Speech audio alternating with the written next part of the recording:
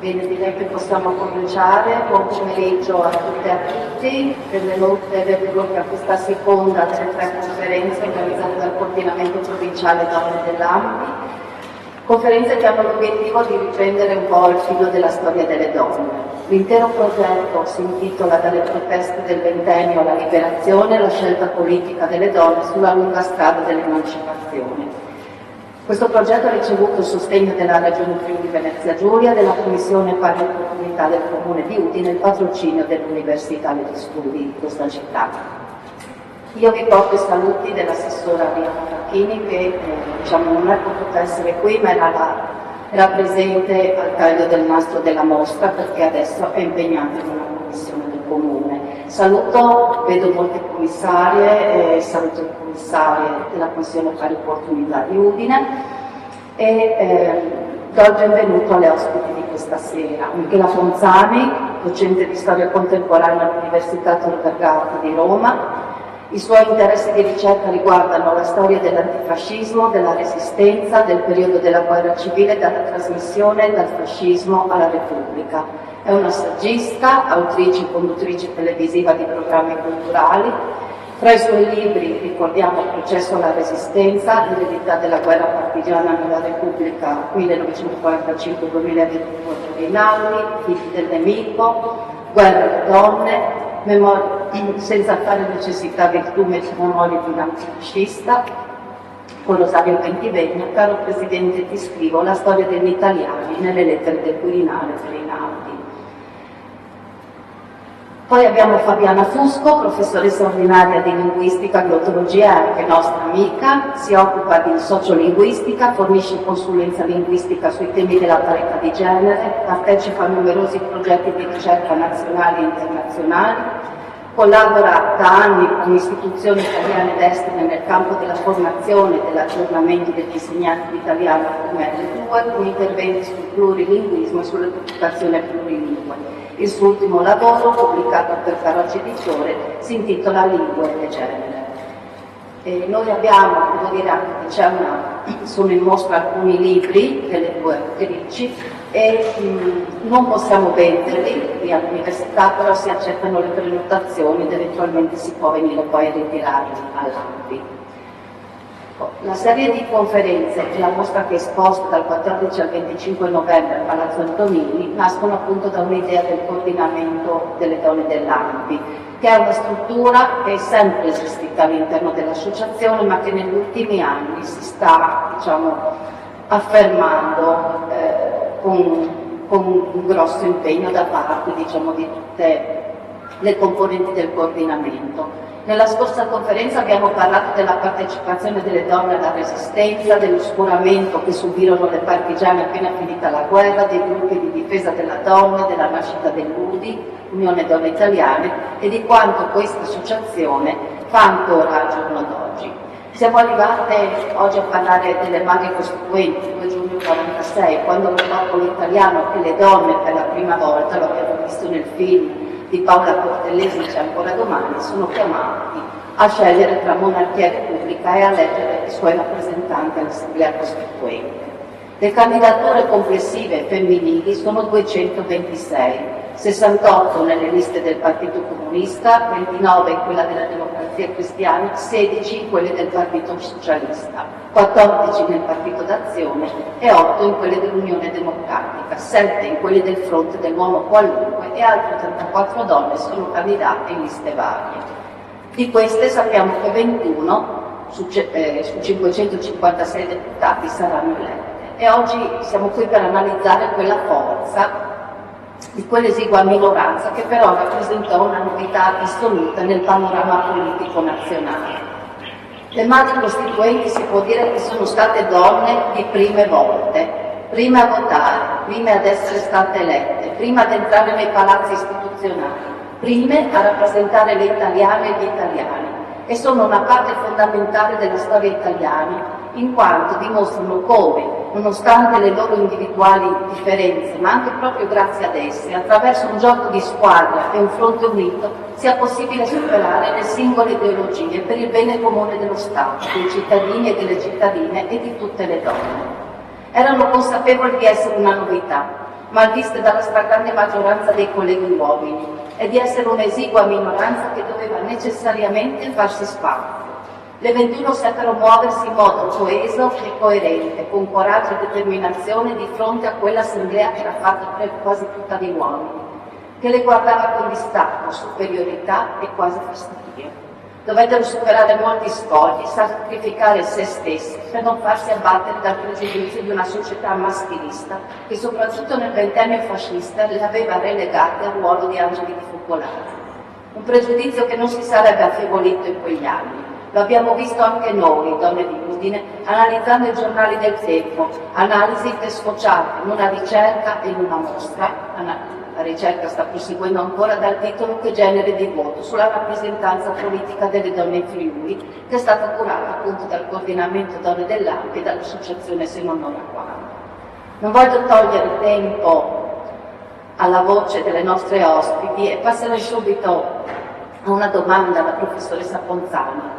Qual era la composizione politica di queste 21 donne costituenti? E se prendiamo in esame, ad esempio, 3 delle 5 consultrici, Maria Federici, che è la della Democrazia Cristiana, Lina Merlin del PSI e Nilde Iotti del PC, in che modo incisero nella scrittura della Carta Costituzionale? Allora, intanto buonasera, grazie per l'invito, mi fa molto piacere essere qui stasera a parlare di questo tema che rischia sempre di diventare un po' retorico di solito quando si affronta e di fare un po' un ritratto, quasi un santino di queste 21 donne che tutto avevano tranne che delle santine, della beatificazione, comunque non le ricercavano. E allora, sono donne, Maria Federici, Iotti, Adele Bei, Merlin, sono 21 donne che arrivano a prendersi la storia. Se la prendono perché c'è stata una nuova liberazione. Prima si diceva che uno degli incontri di questo ciclo è stato dedicato alle donne nella resistenza, alle donne partigiane. Rita Montagnana dice, quando queste donne entrano per la prima volta in Parlamento, acquisiscono il diritto di voto e il diritto di farsi eleggere, che le donne si prendono la storia. Il 2 giugno del 46 è il giorno in cui le donne si prendono la storia.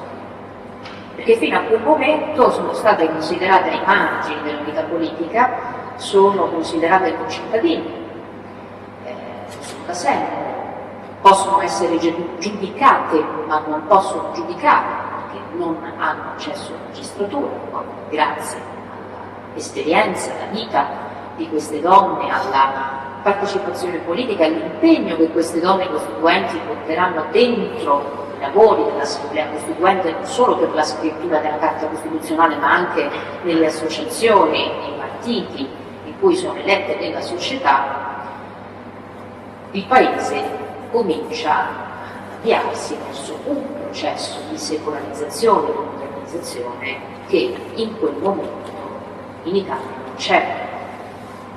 Quando affronto questo tema con i miei studenti dico sempre che la Costituzione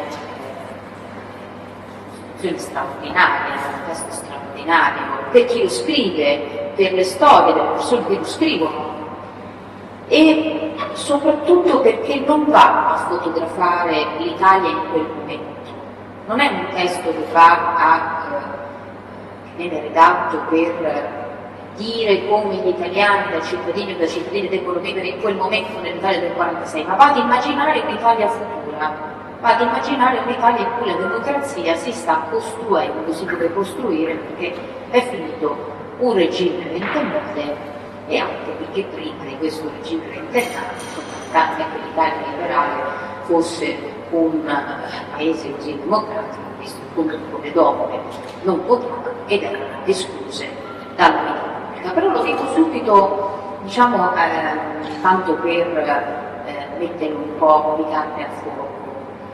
A me fa sempre molto sorridere quando nel dibattito pubblico circolano delle questioni che secondo me sono assolutamente irrilevanti, a parte che non fanno bene a questo Paese, ma sono assolutamente irrilevanti sul piano storico, quando si dice che la Costituzione italiana non sarebbe antifascista perché non contiene il termine antifascista nel testo, non c'è un riferimento nel testo costituzionale. Certo c'è un riferimento al fascismo, nel senso che c'è una, fino a prova contraria, una 12ª disposizione transitoria finale che vieta la costituzione del partito fascista e non la vieta a caso. Ma al di là di questo aspetto e di questa polemica che ci interessa poco, chi sono le persone che scrivono questo testo costituzionale? Chi sono queste donne? Che storia si portano? Che esperienza politica hanno avuto? Perché se noi andiamo senza fare retorica, senza voler cristallizzare in un aspetto appunto retorico fondamentale la loro esperienza politica, noi vediamo che la Costituzione è intrisa di antifascismo semplicemente perché è scritta da persone che sono state perseguitate, sono state incarcerate, hanno subito il confino di polizia, hanno lottato durante il ventennio. Nella prima fase dei gruppi antifascisti, quando subito dopo la presa del potere Mussolini va a smantellare tutte quelle che sono le libertà civili e politiche, tutti i gruppi di opposizione, ad eliminare i partiti, ad eliminare qualsiasi forma di opposizione, inizia la fase della clandestinità degli anni 20, una fase che segna l'avvento del primo antifascismo, che è l'antifascismo dei fuoriusciti, è l'antifascismo di quelli che se ne vanno in Francia, della concentrazione antifascista, è l'antifascismo di quelli che vanno a combattere nella guerra di Spagna. Teresa Noce è una delle combattenti della guerra di Spagna e non è che lo fa semplicemente per seguire suo marito Luigi Longo, lo fa perché è una rivoluzionaria di professione convinta e lo è fin dai primi anni del Novecento, da quando nella sua Torino operaia ha visto che cos'è lo sfruttamento della classe operaia, ha deciso di aderire al Partito Comunista d'Italia, che è ancora nelle fasi iniziali, e ha iniziato la sua esperienza di rivoluzionaria di professione. Poi che cosa succede? Succede che si sposa Luigi Longo, tra l'altro la famiglia non è che fosse così contenta, lei lo racconta nelle sue testimonianze, perché insomma Luigi Longo veniva da una famiglia della media borghesia, lei invece era considerata una donna brutta, sgraziata. Lo stesso nome di battaglia che le viene dato durante la guerra di Spagna è Stella, che suggerisce quegli atti, a lei non piace, dice chiaramente, perché con questo nome esotico che dovrebbe trarre in inganno i nemici e quindi evitare che Teresa cada nella rete delle spie, si dà una donna bella, Stella, non certo una donna considerata da tutti bruttina, lei stessa lo scrive. Quindi un matrimonio che inizia con delle fasi di difficoltà, ma che è un matrimonio di più rivoluzionario, che si porta dentro una vita privata alla rivoluzione, fino al punto di separarsi dai figli, fanno una scelta radicale, una scelta che è molto antica, per la società così come noi oggi la concepiamo. Oggi per noi sarebbe inconcepibile l'idea che due genitori lasciino i figli, si allontanino dai figli per seguire il sogno di una rivoluzione. Eppure quella non è un'utopia, che non è solo un sogno, è una lotta difficile, una lotta sanguinosa, una lotta che si vive in mezzo a mille difficoltà e che porta anche alla scelta di fuoriuscire dall'Italia. Lei segue Luigi Longo in Francia e poi dove vanno a combattere nella guerra di Spagna. Vanno a combattere nella guerra di Spagna, lì lei si occupa di formare come commissaria politica quelli che sono i giovani italiani che aderiscono alla Brigata Internazionale. Brigate internazionali accolgono rivoluzionari da tutto il mondo. La guerra di Spagna è la prova generale della seconda guerra mondiale, rivoluzionari ancora. E poi la sua esperienza continua fino a quando decide di rientrare in Italia forte di quell'esperienza di fuoriuscita antifascista per organizzare la resistenza che nel frattempo ha cominciato a prendere corpo dopo l'8 settembre del 1943 e viene poi catturata nel lager di Ravensbrück, dove vive tra l'altro un periodo terribile. Quindi noi abbiamo già da questa, diciamo così, questo profilo, già esaminando solo questo profilo, dovremmo renderci conto di quanto siano inconsistenti le dichiarazioni di chi dice che la Costituzione italiana non è antifascista. Poi abbiamo un altro profilo, quello di Teresa Mattei. Teresa Mattei è un'altra rivoluzionaria di professione, è la più giovane delle donne elette all'Assemblea Costituente. Togliatti la chiama la ragazzina anarchica, il Messaggero la chiama la più giovane delle deputatesse, un termine abbastanza sprecativo. Questa ragazzina anarchica fa un discorso all'Assemblea Costituente nominata tra l'altro nella commissione dei 75 che si incarica di scrivere il testo costituzionale. È una che dentro la commissione si batte per i diritti dell'infanzia, per esempio, per i diritti dei figli illegittimi.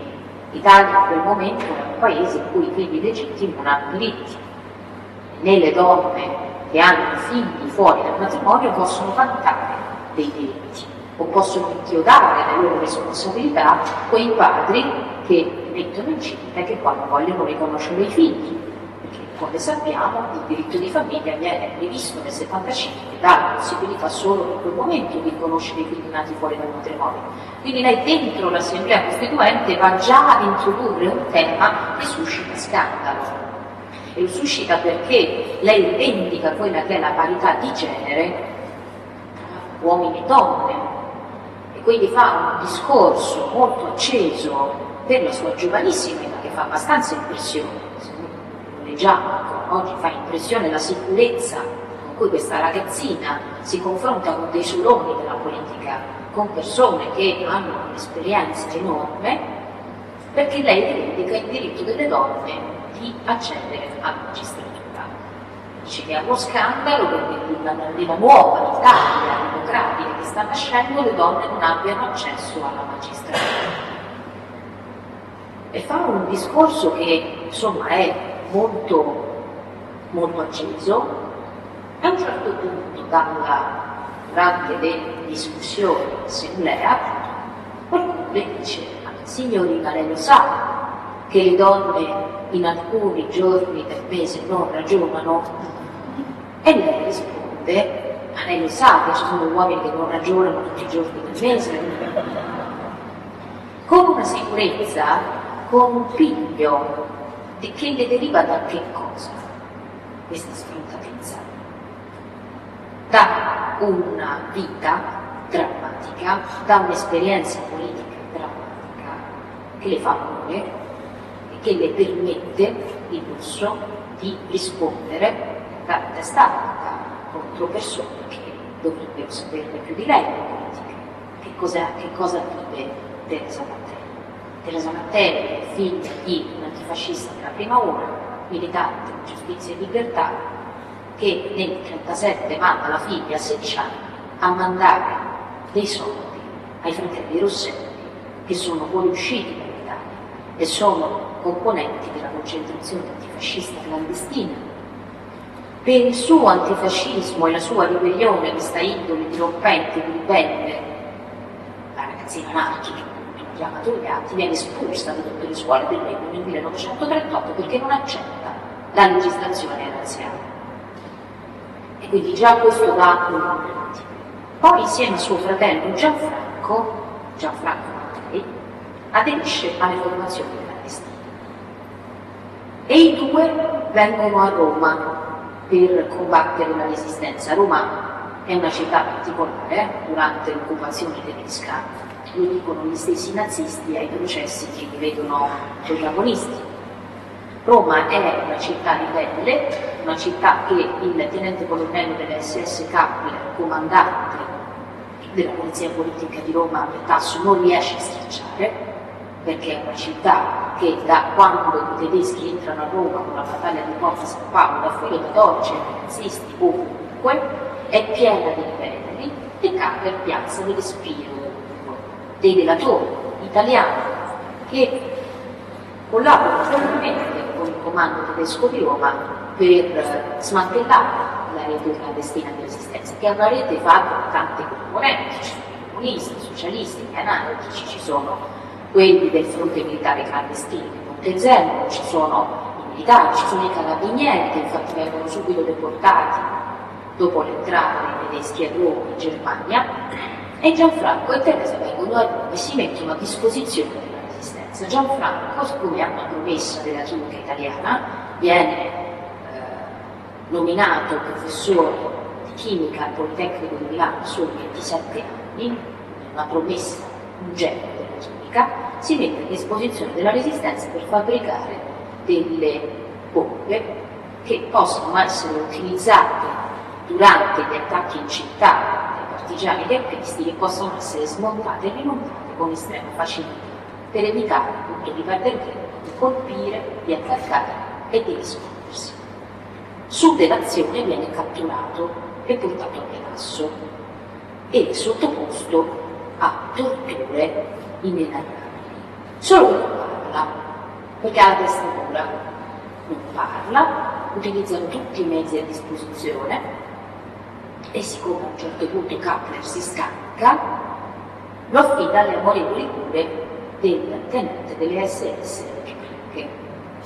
E questo non lo sappiamo perché Teresa Mattei, quando Ricche viene ritrovato in Argentina, portato in Italia, estradato per essere processato per crimini di guerra davanti al Tribunale militare di Roma, nel 1996, va a testimoniare e racconta quello che suo fratello ha subito a Menasso, racconta quello che le compagne di cella e i compagni di cella hanno sentito e hanno visto, e racconta di quando Gianfranco, per evitare di parlare, si impicca in cella nel carcere di Menasso, perché non riesce più a sostenere le torture fisiche e chimiche che gli vengono fatte, delle ripetute iniezioni di benzina per provocargli delle febbri altissime, di indurlo a parlare sotto delirio. Lui sa che non ce la fa e decide di togliersi la vita. Ed è Teresa ad andare a raccogliere il corpo di suo fratello in una fossa comune al cimitero Flamini di Roma, dove viene gettato, lei e sua madre vanno a raccogliere il corpo, e quando ritrovano il corpo di Gianfranco lo trovano virilmente mutilato, tutte le ultime piedi delle mani sono state rivelate. Poi, forte con la tempra, questa ragazza non si arrende, decide di ritornare a Firenze. Nel tragitto per ritornare a Firenze, a Perugia viene catturata da un gruppo di militari tedeschi che la portano in una caserma, la torturano per giorni. Lei racconterà, questo lo racconterà nel suo libro di memorie, delle terribili conseguenze sul suo corpo, perché le rompono un rene con il calcio del fucile, la stuprano ripetutamente, dopodiché riesce ad evadere da questo carcere. E questa ragazzina, se uno guarda la fotografia di Teresa Mattei, rimane sempre molto impressionato nel pensare che questa ragazzina si sia portata in dote tutto questo dolore, questa lotta, anche questo coraggio, perché è la fotografia di una ragazzina giovanissima con la faccia molto mite, molto quasi docile, sembra quasi docile nel carattere, ma con due occhi di fuoco. E quegli occhi di fuoco sono gli occhi di una donna che è, nonostante la giovane età, già pronta per essere una madre costituente. Quindi tutto questo discorso, diciamo che l'ho fatta troppo lunga, per dire che cosa? Che quando parliamo delle donne, degli uomini che hanno scritto la Costituzione, tante cose da dire ci sarebbero anche di personaggi come Robertini, Umberto Terracini, a proposito della Costituzione che non sarebbe antifascista, qualcuno dovrebbe spiegarci perché è Umberto Terracini a firmare l'atto finale dell'Assemblea Costituente, il testo finale come presidente dell'Assemblea Costituente. Perché proprio Terracini viene eletto presidente dell'Assemblea Costituente? Forse perché era un simbolo dell'oppressione di regime, di quello che il paese aveva vissuto per 20 anni. Ecco, tutte queste cose vanno, secondo me, dette al di là di una componente che inevitabilmente può risultare retorica, perché la cosa forse più giusta da fare in questo momento così difficile, così delicato, ecco, della nostra democrazia, è di andare alle biografie di queste persone, sviscerarle, entrarci dentro, leggere le loro testimonianze, vedere che cosa hanno vissuto, quello che hanno patito, come siamo arrivati a darci questa Costituzione, che non è stata una Costituzione venuta dall'alto, perché non è stata imposta dalle potenze vincitrici, noi ce la siamo scritta come paese libero e ce la siamo scritta perché noi siamo stati un paese sconfitto durante la guerra, ma siamo stati anche un paese belligerante, perché dopo l'8 settembre noi abbiamo fatto una scelta. Una generazione, un pezzo di una generazione ha fatto una scelta e quella scelta ha un valore. Quella scelta di parte ha un valore, così come ha un valore essere di parte in una democrazia, che sono i dittatori che pongono il pensiero unico. Quindi, ecco, diciamo, avevo queste cose da dire che mi avevano moltissimo. Poi certo, abbiamo anche altri profili, Dina Merlin, per esempio, socialista della prima ora, amica di Togliatti, Grati, che si batte anche lei dentro i lavori dell'Assemblea Costituente per la parità di genere, per mettere quella parolina di sesso dentro l'articolo 3 della Costituzione. Teresa Mattei avrebbe voluto metterci anche vietato, come a dire che anche i bambini sono già cittadini, non c'è bisogno di aspettare che siano adulti affinché lo siano, quindi sarebbe giusto che la Repubblica li riconoscesse come tali, eliminando quelle che sono anche le differenze. Ecco, io continuerei qui adesso, poi magari ci sono le altre questioni che vengono fare una domanda. Adesso io passerei la parola alla professoressa Fusco e chiederei al linguista come nasce l'interesse per le donne della Costituzione, da cosa nasce.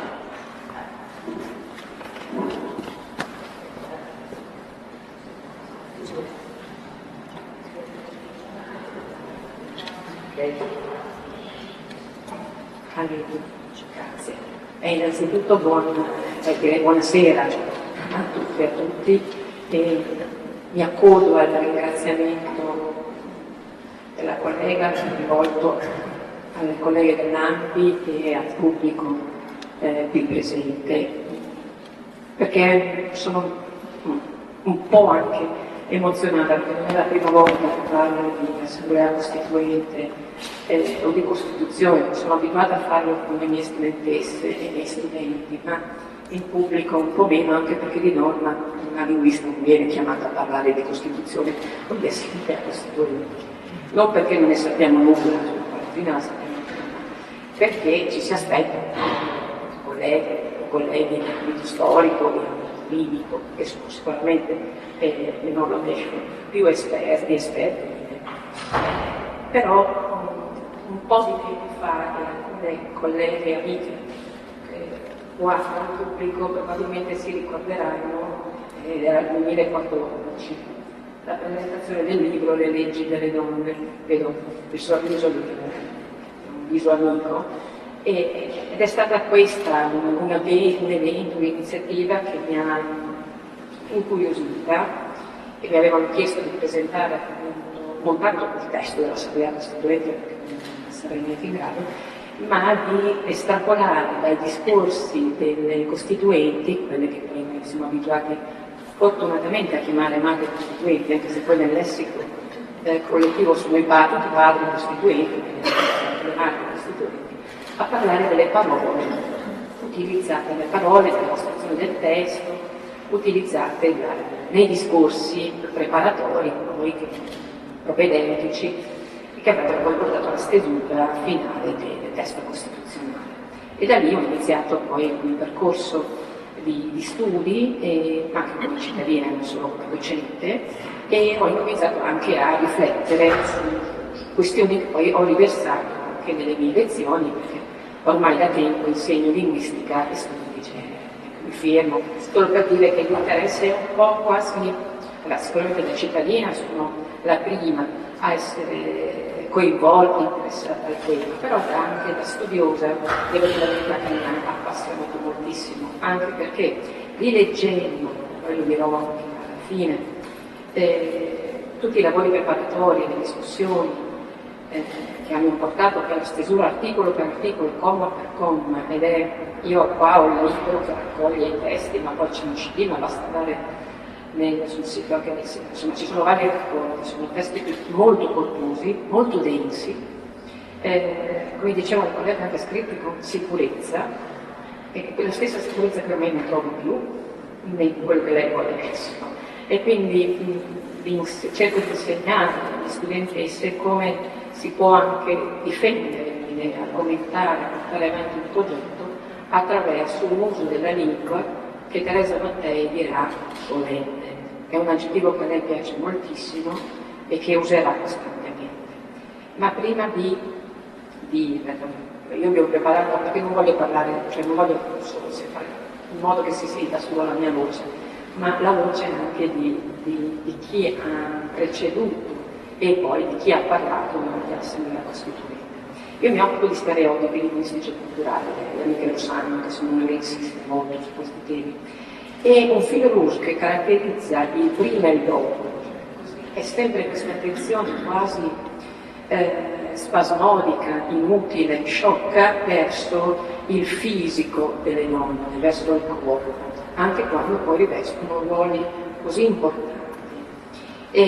A suo tempo avevo studiato poi con un amico giurista che mi aveva anche indirizzato verso questa sentenza, il caso che probabilmente conoscerete di Lidia Poet, che è il caso dell'avvocata che è stata poi in qualche modo, neanche tanto gentilmente, insomma, che si è scritta all'ordine quando non ha potuto più svolgere il suo lavoro.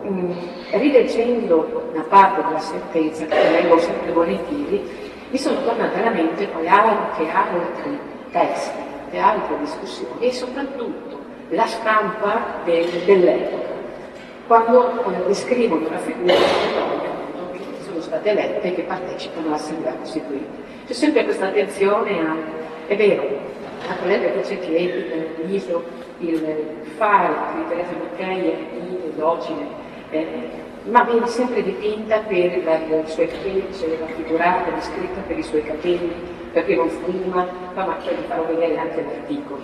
Ecco, c'è una specie di filo rouge che non è ovviamente una novità, ma che forse per quel tempo non posso dire giustificabile, ma insomma era normale che adesso bisogna sfida. E poi vi farò vedere un'altra immagine più recente, che peraltro non è molto dissimile da quello che si descrive adesso. Vi ho segnalato in azzurro delle frasi.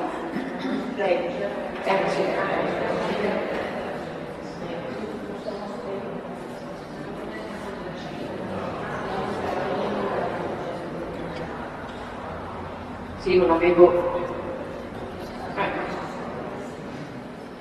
Se no leggo io, ho una voce piuttosto stentoria. Vale oggi ugualmente come allora valeva, in quello che oggi del pari sarebbe disdicevole e brutto vedere le donne, qua si sta argomentando contro la presenza delle donne, no? Discendere nella forense palestra, agitarsi in mezzo allo strepito dei pubblici giudizi, accaldarsi in discussioni che facilmente trasmodano e nelle quali anche loro malgrado potrebbero essere tratte oltre i limiti che al sesso più gentile, il cosiddetto gentil sesso, vedete che alcune parole poi ritornano che noi conosciamo molto bene, si conviene di osservare. E poi si va avanti e si arriva all'abbigliamento. Si vestono talvolta alla torta o al tocco dell'avvocato sovrapposti ad abbigliamenti strani e bizzarri che non di rado la moda impone alle donne e ad acconciature non meno bizzarre. Come un amore neppure faccenda del pericolo gravissimo a cui rimarrebbe esposta la magistratura, l'ho scelto proprio perché poi ovviamente il tema dell'ingresso della donna alla magistratura è un tema molto importante, e anche poi sappiamo che dobbiamo aspettare qualche anno dopo la Costituzione. Esposta alla magistratura deve essere fatta più che mai segno agli strali del sospetto e della calunnia ogni qualvolta la bilancia della giustizia piegarsi in favore della parte per la quale ha prerogato un'avvocatessa leggiadra. In effetti, se ci pensate bene, un uomo non sarà mai leggiadro, sarà sempre una donna leggiadra. Qua poi ci sono altri problemi ovviamente che riguardano non solo il libro poeta che riesce per aspettare poi a 65 anni, questioni legate alla relazione con i mariti, l'autorizzazione, insomma, con tanti altri fatti sociali che poi non posso neanche discutere. Un altro fatto che però si collega a questo e che mi ha sempre molto incuriosita, poi ho approfondito, è l'attività della Commissione del 75, che è la commissione che poi porta, no, delle varie sezioni, perché poi noi conosciamo la Costituzione così come l'abbiamo letta, spero anche studiata. Non tutti i giovani, le giovani dell'università l'hanno studiata, almeno non tutti. Ecco. Sappiamo appunto della presenza di queste figure, di questi profili che sono stati accennati, e io vi volevo leggere una piccola parte, sulla quale poi ho puntato la mia attenzione negli anni, da linguista sempre, dove si discutono due temi, la famiglia in materia giudiziaria, e la seduta pomeridiana è quella del venerdì 13 gennaio 1947, che trovate facilmente. Ma il dibattito è tra l'onorevole Leone e con la risposta di Milveo dell'onorevole Leone. Allora vi leggo perché vale la pena leggerla.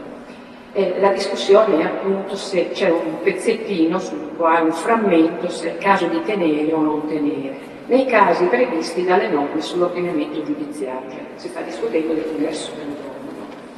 C'è il costituente Targetti che sarebbe anche incline ad accettare in qualche modo la stesura, l'onorevole Leone invece dice di no, sostenendo come la partecipazione illimitata delle donne alla funzione giudiziaria ancora non possa essere ammessa. Secondo Leone il tribunale dei minorenni potrebbe essere la sede più idonea per l'attività della donna, ma nei altri gradi della magistratura, dove bisogna arrivare alla rarefazione del tecnicismo, è da ritenere che solo gli uomini possono mantenere quell'equilibrio di preparazione che più corrisponde per tradizione a queste funzioni, e addirittura si educa la tradizione. E quindi soltanto gli uomini quindi possono mantenere, conservare quell'equilibrio di preparazione che poi questo ruolo esige. Una donna, probabilmente anche evocando i giorni del mese, che probabilmente molti di noi insomma, hanno conosciuto, conoscono, adesso in effetti ci creano sempre qualche problema, ma forse dovrebbe stare agli altri giorni del mese. Iotti Leonilde Iotti, si associa ovviamente a Targetto e Federici e risponde all'onorevole Leone in un modo che adesso non dovrebbe sorprendere, invece a me sorprende ancora, perché utilizza parole che noi troviamo anche nell'intestazione di un Ministero dell'Istruzione del Genere. Dice, a suo parere i motivi addotti dall'onorevole Leone non sono molto validi, perché se è vero che si deve far sentire in certo grado la femminilità della donna, non per questo si deve precludere alla donna l'accesso agli alti gradi della magistratura, quando abbia la capacità di arrivarci. Può anche darsi che le donne non ci arrivino, ma in questo caso si tratta di merito, non sta chiedendo nulla. Richiamo inoltre l'attenzione dei colleghi sulla norma della Costituzione, la quale stabilisce che tutti i cittadini di entrambi i sessi possono accedere alle cariche pubbliche. Il testo del Comitato di Redazione, a suo parere, infatti, è in contraddizione con quella norma, perché da lì può parlare. Quindi qua si parla di merito. Ne parliamo ancora adesso di merito, forse ce ne riempiamo anche troppo la bocca, senza capire bene che cos'è veramente il merito, e forse dovremmo anche, diceva la collega, ricordare queste parole e ricordare il contesto in cui sono fatte dentro. Questo invece è uno straccio di un'intervista di una cosa, come si dice adesso, no? Vi ricordate quando dovevamo eleggere il Presidente della Repubblica, bisognava eleggere una di nome e una di cognome, quando si sapeva. E quindi adesso siamo abituate, ma non dobbiamo invece chiedere della trappola. Qua c'è Iris Pallardini che votò per la prima volta il 7 aprile del 1946 in Presidente amministrativo della Reina. Ed è una bella intervista che una mia collega ha raccolto un po' di tempo fa. È un'intervista di una forte emozione, perché c'è questa donna che vota per la prima volta, deve votare Partito Repubblicano, che il padre è un forte sostenitore del partito, ma è anche molto emozionata, impaurita, ha paura di sbagliare. Era da più di un anno che aspettavo questo momento. Avrei compiuto 21 anni alcuni mesi dopo le elezioni di marzo, anch'io avrei potuto votare, partecipare, scegliere, decidere, per far capire anche il tipo di sentimento, di attese, di aspettative che quelle donne vivevano all'epoca. Che ci siamo forse un po' dimenticate. A mano che la data si avvicina, l'emozione si faceva sempre più forte e cresceva anche l'ansia. E se voto male? E se mi confondo? E se sbaglio? Secondo me un uomo mai si sarebbe chiesto. No? Era un pensiero fisso per me. Babbo mi aveva fatto vedere tante volte come si votava, ma più si avvicinava sempre aprile, più era agitata. La famiglia poi, con le figlie, i nipoti, tutti si rettano a votare, e lei è sempre più emozionata, ma sa che tutto. Perché ho scelto questa intervista?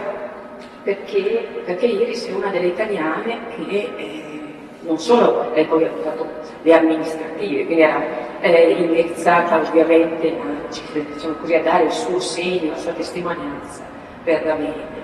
E poi voleva anche votare per il referendum, ma non voleva votare per la Repubblica, aveva qualche perplessità, perché era più incline a pensare ancora alla monarchia. Poi ovviamente cambiò idea, perché il padre anche probabilmente aveva visto in altro modo e votò. E queste madri, mogli, sorelle di cittadine, da semplici membri di un'istituzione, cioè la famiglia, col decreto del 45, ecco, diventano cittadine. È una parola chiave, quella di cittadine, che noi adesso utilizziamo con quasi senza neanche badarci, e invece la parola cittadine, rientra diciamo così, nell'inventario delle parole chiave della Costituzione e dei lavori preparati, trovate spesso. Proprio del diritto femminile al voto, scusate sono le mie elucubrazioni, comunque quello che volevo intanto segnalarvi da linguista è che sono tantissimi testi, le parole da studiare in vista ovviamente poi di questo avvenimento importantissimo, significativo. La collega ha detto testo straordinario della Costituzione, poi vedremo perché è anche straordinario. Ci sono tante persone dimenticate, ignorate, ci sono repertori di caratteri, di autocati, di giornali che preparano al voto, che dovrebbero essere, dal mio punto di vista, da rivista studiati. Ma ci sono anche luoghi giuridicamente favorevoli. Dopo, se avrò tempo, vi faccio leggere un pezzettino di un'intervista di una persona che peraltro è favorevole, ma fino a un certo punto, la persona che porta. Le segnaline, immaginate, sappiamo che le prostitute avevano qualche problema per il voto, no? Ma forse la giornata di oggi è dedicata a tutte le Iris che nel 1946 poterono finalmente votare, e a lei mi ispiro per i miei studi.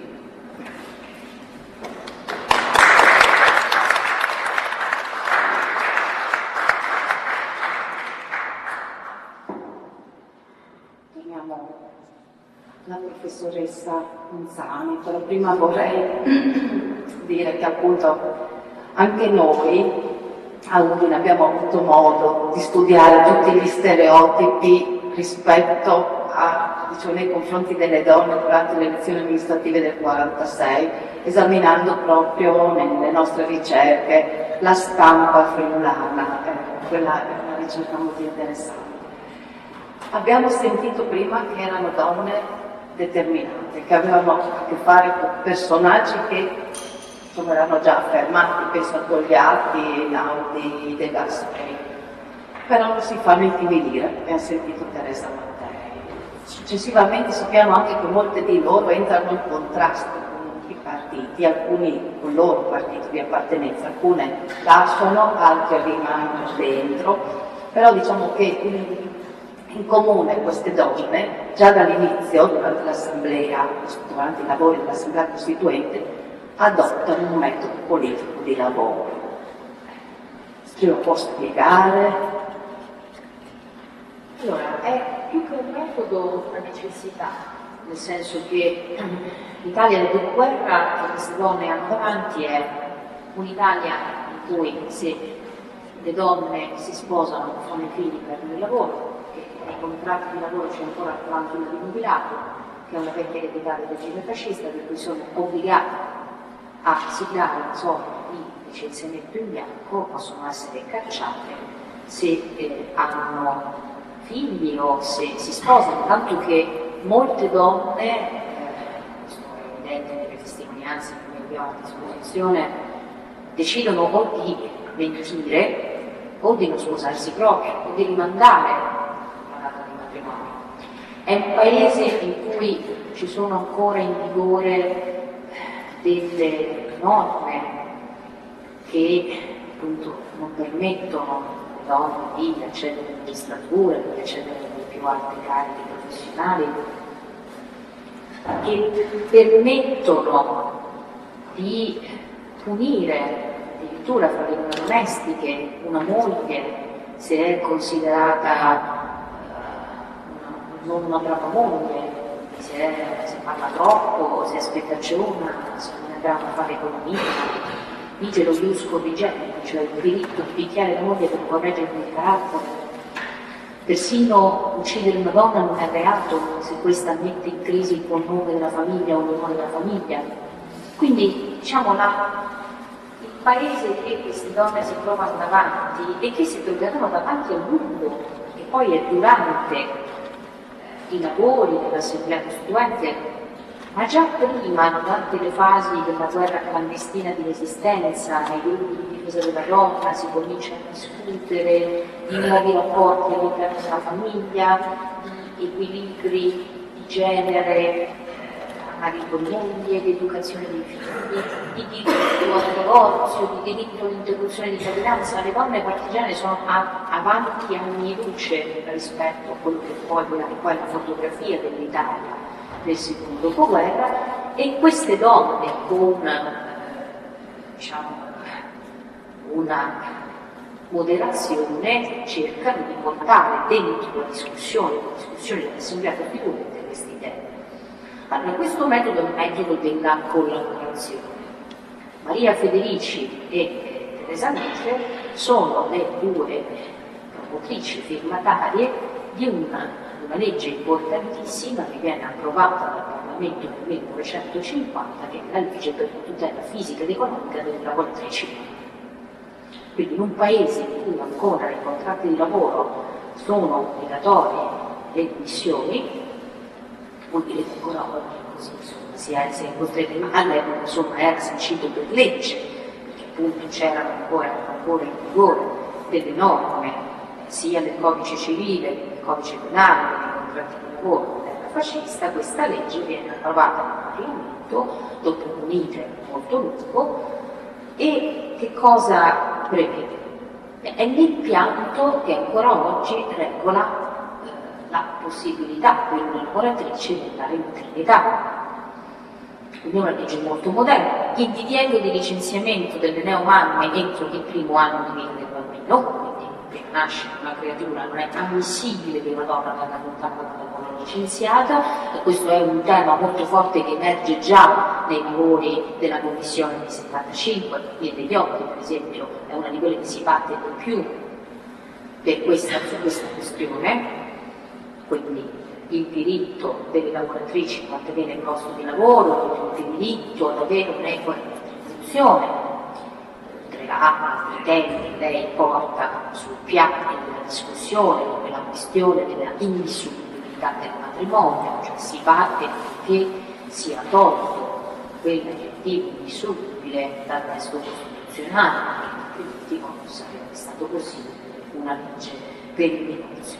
Ma la legge sulla tutela economica e fisica delle lavoratrici madri prevede l'astensione obbligatoria dal lavoro 8 settimane prima e 6 settimane dopo il parto, il divieto di trasporto e di sollevamento pesi, il divieto di respirare solventi o agenti chimici per le lavoratrici di fabbrica, l'indennità giornaliera durante il periodo di estensione obbligatoria, le camere di allattamento, gli asili nido dentro i luoghi di lavoro. Sono cose che noi ancora oggi facciamo fatica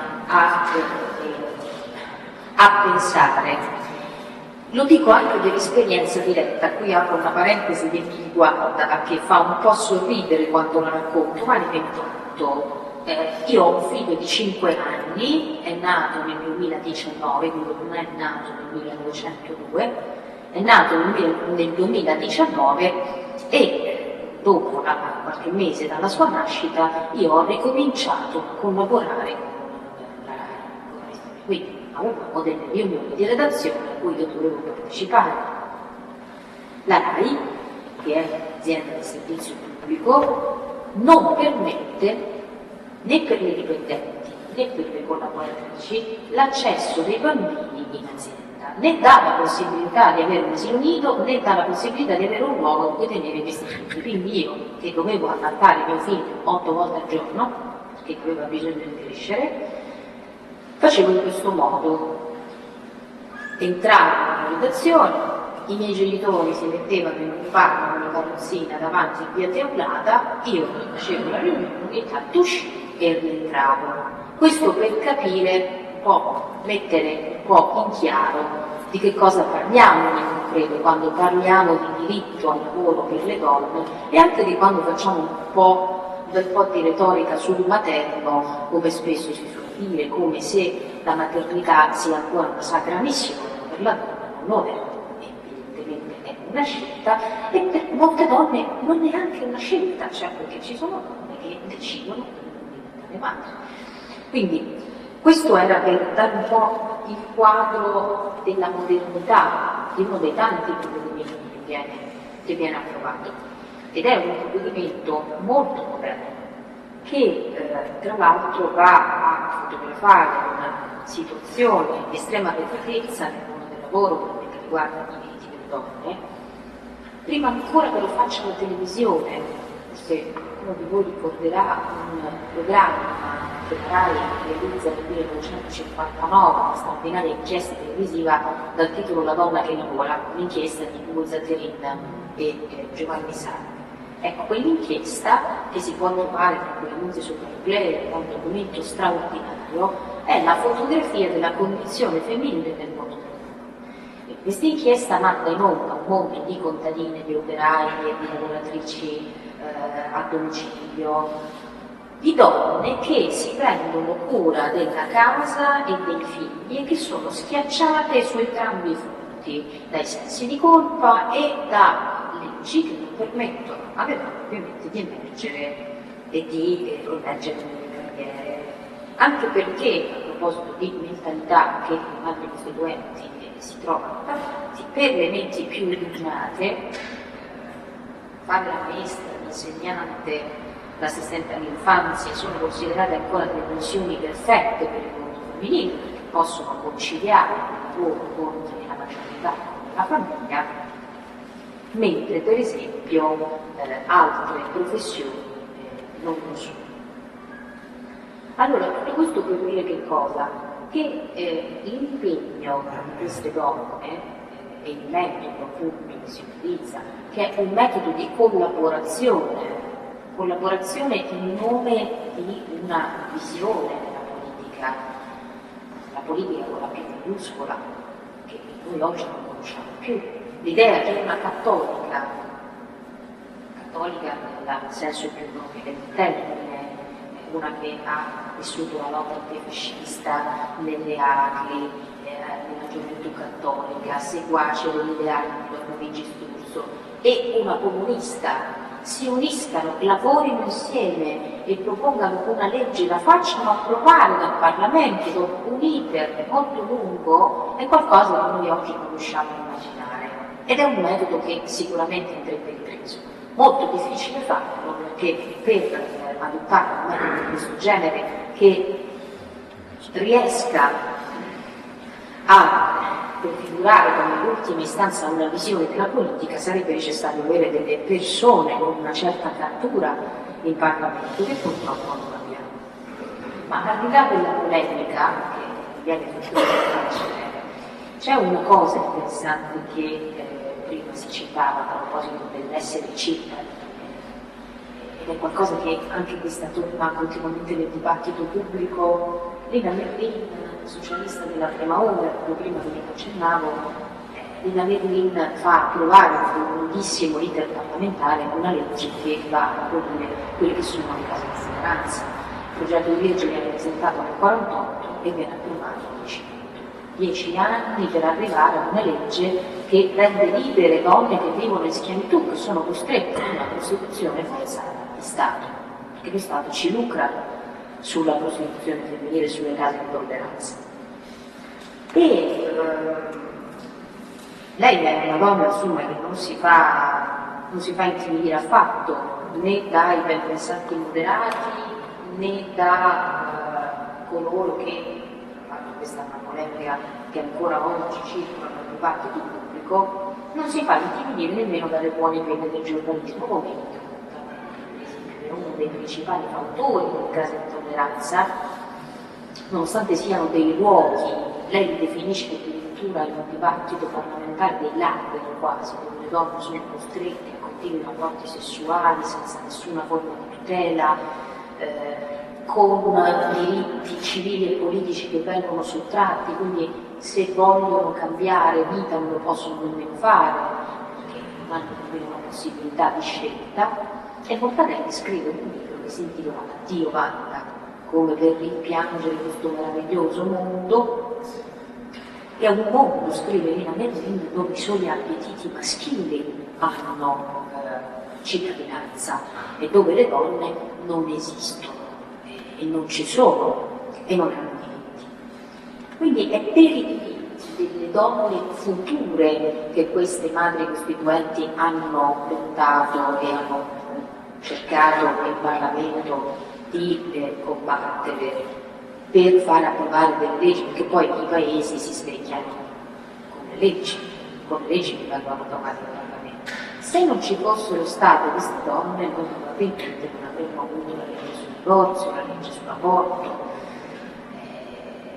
A proposito della legge sul divorzio, che viene definita la legge della discordia, perché qualcuno che si chiamava Giorgio Almirante disse, era nel fronte ovviamente antidivorzista durante la battaglia referendaria del 1974, insieme alla Democrazia Cristiana, che la legge sul divorzio avrebbe distrutto la famiglia italiana, avrebbe portato all'estinzione della famiglia italiana, dei buoni costumi che derivavano dal fatto che sì, le donne potevano anche uscire di casa ed andare a lavorare, ma in fondo era giusto che qualcuno le tutelasse in quanto esseri razionali, esseri indomiti. Questa concezione molto, diciamo così, dell'antica Roma, dell'indomito animal, dell'animale indomito che deve essere schiacciato maschile da un uomo sicuramente più razionale, più quadrato, una donna eccetera, parla troppo, spesso si fa di chiacchiere, è irrazionale di natura, oltre a quel piccolo incidente di percorso del ciclo mestruale che porta ad essere isterica in alcuni giorni del mese. E questa battaglia viene condotta da stesse donne che scendono a sostegno del diritto al divorzio, a sostegno del diritto al divorzio, e poi lo sappiamo, è andata a finire che il fronte antidivorzista è stato sepolto da una valanga di no all'abrogazione, e il paese era molto più moderno quando poi non si raccontasse. Quindi a proposito del metodo, ecco, forse si dovrebbe parlare di un metodo necessario, perché la necessità della condizione dell'Italia che si viveva in quel momento dava ovviamente un impulso a queste donne, che è un impulso che potrebbe venire fuori anche oggi, non è che è tutto perduto, che insomma di necessità ne abbiamo tante sotto gli occhi, e forse un po' più di sana indole alla lotta sarebbe necessaria.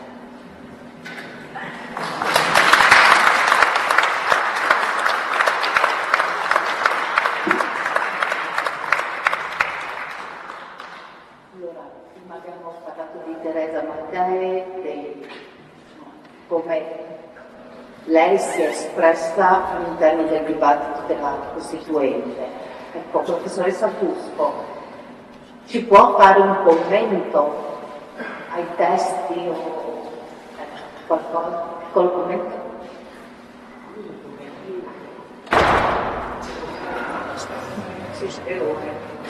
Ecco, qua c'è la foto, si vede appunto, è il piccolo lassù, la foto di Teresa Mattei, la più giovane appunto deputatessa, così viene intitolato l'articolo sotto, cui c'è la seduta inaugurale dell'Assemblea Costituente, il Messaggero del 6 giugno del 1946. Ma è interessante anche la descrizione che viene data, no? La più giovane deputatessa, faccio notare che le deputate volevano farsi chiamare deputate, non deputatesse, non serve quello.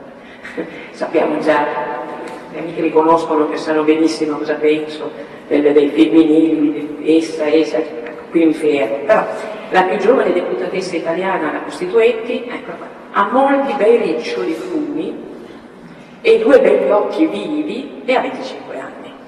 È nata a Genova, eccetera, eccetera. Sotto è un altro stralcio dell'articolo però più in basso, le impressioni del primo incontro con le deputatesse si possono così riassumere. Non fumano, in genere, ed in maggioranza non si truccano e vestono con semplicità, sembrano un'informazione. Che non è diversa dall'informazione che abbiamo adesso, quando descrivo una ministra o una sottosegretaria, ahimè. Solo una brevissima parentesi sulla lingua della Costituzione, è una parentesi mi costringe a essere breve, in realtà dovrei essere, sì, potremmo stare davvero ore a parlare sulla qualità linguistica di un testo scritto in maniera semplice, ma non banale, semplice, che è tutta un'altra cosa. Infatti la Costituzione, se non parla a chi non sapeva leggere e scrivere, parla per loro e parla anche con loro. E in tutti i commenti, tutte le redazioni, perché poi si arriva alla Costituzione con redazioni diverse, quindi non è un testo che si scrive un pomeriggio, i commenti che vengono fatti dai colleghi, dai politici e dagli esponenti, dagli intellettuali e anche alcuni linguisti che vengono coinvolti poi non nella correzione ma nella rilettura e nella sostituzione di una parola o anche addirittura dello spostamento di virgole, che per l'italiano è essenziale. Quello che ho estrapolato a lingua comprensibile, bronzea, lapidaria, breve, disadorna, solenne, non a caso, incisiva, semplice, cristallina, seria ed leale. Questi sono aggettivi che ritornano ogni volta che si dice come devo scrivere, come devo fare.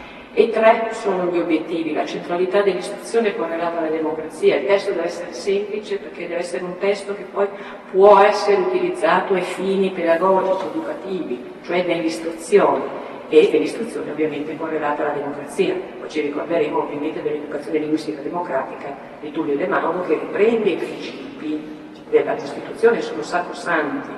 Accessibilità e limpidezza delle norme, queste norme chiare. Non c'è un testo giuridico italiano vincolante che sia chiaro come la Costituzione. Non c'è. Io ho i decreti del mio Ateneo, ho i decreti del Ministero, io non li capisco, li devo rileggere più volte. La Costituzione non serve. Leggi l'articolo, il comma, anche il più complicato, che non ce ne sono.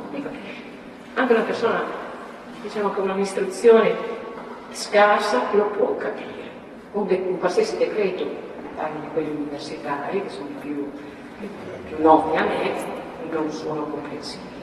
Focalizzazione sulla chiarezza linguistica è uno scopo, un obiettivo, e sono soprattutto le donne che perseguono, non tanto il padre costituente, ma tanto le mamme. C'è questa battuta di Togliatti che cita Dante, e in realtà Carlo Andrea che la riporta, che dice che noi preparatori della Costituzione dobbiamo fare appunto come Dante, come quelli che va di notte, che porta il lume dietro e a sé non trova, ma dopo sé fa le persone dotte, cioè dobbiamo guardare in avanti, cioè lo dovranno leggere gli altri, non, invece adesso è quasi tutto molto autoreferenziale, scrivo per me, non per chi invece deve capire. E sulla discussione della scelta delle parole, Teresa Mattei cita nel suo discorso, adesso poi volevo leggervi anche questo dell'onorevole Gallico Spano, ma lo leggo solo perché vi ho segnalato in arancione le parole chiave: diritto, diritti, piena parità dei diritti, piena parità dei doveri, che questo rientra per poi ovviamente arrivare al discorso principale. Questo è l'intervento di Teresa Mattei sull'emancipazione femminile che abbiamo già citato, che è un bell'intervento lungo, io ve l'ho riprodotto, poi qua non posso leggervelo perché mi piacerebbe, ma non posso fare. Questo è l'esordio, però che vale la pena leggere. Onorevoli colleghi, parlare dopo il decano, dopo i più anziani di questa assemblea, è un compito un po' difficile per una giovane donna, ma forse uno dei pochi vantaggi che io presenterò sarà quello di essere brevi, anche perché mi sarebbe estremamente difficile diffondermi troppi ricordi di gioventù. Tra parentesi si ride, in effetti ci sono vari punti in cui i discorsi di Teresa Mattei, tra parentesi si ride ilarità, perché lei ha questo tono che sembra scherzoso, ironico, ma in realtà ovviamente gente, no? Va direttamente al punto, ma non va al punto in maniera capricciosa, va al punto in maniera seria, argomentata. Infatti qua, se notate bene, cosa ci sta dicendo anche lei? Sta rievocando lo stereotipo della donna ciardiera, della donna che parla troppo, mentre l'uomo può parlare per ore e ore, anzi dice cose sempre molto intelligenti. Una donna che parla per ore e ore è assolutamente una petticola, poi sta dicendo semplicemente delle sciocchezze. E quindi dice, sarà il mio merito, infatti sarà un merito quello di essere breve. Mi dispiace che non si veda molto bene, ma volevo leggervi alcuni passi e riecando però le parole o gli aggettivi. Prima vi ho detto solenne, lei lo utilizza almeno 15 volte, se mi pare, non solo in questo discorso ma anche in altri discorsi, cioè ritorna sempre, e che non è la solennità pomposa a cui magari forse siamo abituati. Lei conferisce a questo aggettivo o all'astratta solennità perdonate il bisticcio, una carica semantica realmente, autenticamente solenne. Cioè lei è fermamente consapevole del ruolo che sta svolgendo, del discorso che sta facendo e delle parole e dei contenuti che sta in qualche modo argomentando. E si sente, quindi sente su di sé questa responsabilità, e la responsabilità che pervade poi il testo anche attraverso l'uso di determinate metafore che adesso non sappiamo neanche più utilizzare, la metafora per esempio del corpo, della costruzione, quindi l'articolazione del corpo, delle braccia, le donne possono essere braccia per il lavoro, non per la famiglia, per il lavoro, o la metafora della costruzione che rievoca poi il periodo ovviamente che stanno vivendo, no? dopo la guerra, quindi utilizza sempre la metafora della costruzione come della costruzione di uno Stato democratico e della costruzione di una nuova vita democratica, diciamo, non per loro, ma per le generazioni che verranno. E poi c'è un punto in cui dove si scaglia un po' contro non le femministe in generale, ma su alcuni pensieri delle femministe. Dice: noi non vogliamo che le nostre donne si mascolinizzino, noi non vogliamo, questo c'è poi la procedura retorica della negazione per poi arrivare all'obiettivo, che le donne italiane ispirano ad un'assurda identità con l'uomo, quello che poi dopo nel femminismo successivo sarà l'umanizzazione, no? Poi dopo ci sarà la differenza. Vogliamo semplicemente che esse abbiano la possibilità di espandere tutte le loro forze, tutte le loro energie, tutta la loro volontà di bene nella ricostruzione democratica del Paese. Più avanti, poi, a proposito delle parole, dice: noi chiediamo che nessuna ambiguità sussista. Non ho mai sentito un uomo, una donna politica, neanche di recente, fare riflessioni linguistiche sui propri testi. In nessun articolo e in nessuna parola della Carta Costituzionale che sia facile appiglio a chi volesse ancora impedire a frenare alle donne questo cammino liberatore. Il messaggio che pervade tutto il testo, ma non solo questo testo, non è quello di una rivendicazione di genere, come diremmo noi adesso usando le parole, diciamo, della contemporaneità, ma è proprio l'esigenza di un modello paritario uomo e donna. Ed è un modello che non trovo, cioè faccio fatica a trovare e che spero invece di ritrovare in qualche modo. E poi se la prende con alcuni deputati che sono seduti su un banco dall'altra parte e racconta questo episodio. Ad esempio, anche qui nella più alta assemblea rappresentativa d'Italia, nell'assemblea che dovrebbe raccogliere gli uomini più evoluti, gli uomini che più degnamente possono rappresentare le migliori tradizioni del progresso d'Italia, alcuni giorni fa noi deputate, noi che qui rappresentiamo tutte le donne italiane, anche questo lo dicono sempre, noi non siamo qua per noi stessi, noi siamo qua per tutte le donne italiane, le donne che attendono dal lavoro dell'Assemblea miglioramenti e passi in avanti per il loro paese e per tutti i cittadini. Abbiamo ancora una volta notato un'espressione comune e per noi dolorosa di dispregio che un onorevole deputato che sta negli ultimi settori della destra ha usato con la solita aria di disprezzo. Egli ha detto precisamente: sono di genere femminile e quindi sempre in fide. Tra parentesi, ilarità. Non so se c'è tanto da ridere. Qua si ridiscute in realtà su un altro stereotipo tipico, no? che accomuna la donna ad un carattere, siamo in fila, insomma, di cui non ci si può fidare. Questo è e ovviamente risponde sempre con arguzia, ma sempre con un tono arguto e solenne. Poi si batte per l'inserimento del frammento di fatto che troviamo nell'articolo 3, e c'è una lunga esposizione proprio di tipo anche linguistico e semantico sull'esigenza di inserire questo pezzettino di fatto che non voleva invece inserire. Lei ci dice poi perché lo vuole inserire, perché vuole che ci sia concretezza nei discorsi. Non sono discorsi politici, perdonate, vaghi, vuoti, vuole concretezza, cioè vuole che questi discorsi siano tradotti poi nella realtà, in qualcosa di reale e di autentico, cioè diritti che non restano solo sulla carta, perché poi devono essere esercitati. E chiude in modo solenne: aiutateci tutti a sciogliere veramente e completamente tutti i legami che ancora vincono le mani delle nostre donne. Vedete la metafora di nuovo del corpo, ma è una metafora positiva questa volta.